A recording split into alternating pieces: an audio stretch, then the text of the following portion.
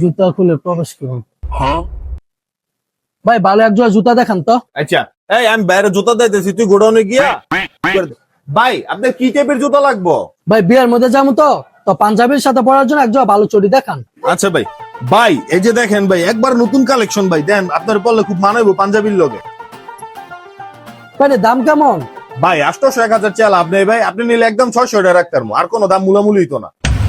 না ভাই অনেক দাম, একটু কমের মধ্যে দেখান। আর একটু কমের মধ্যে লাগবো ভাই, আচ্ছা, দাঁড়ান দিই। ভাই এই যে এক জোড়া জুতা আছে, একদম 500 টাকা রাখতে পারবো, কোনো মুলামুলি তো না, দেখেন আপনারা সেই মানাইবো। দে জুতাটি।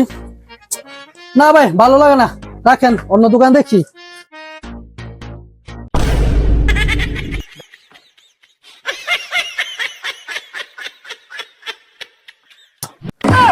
ভাই আমার জুতো জুতা মানে বিনাশটা করলো কেটে এটা?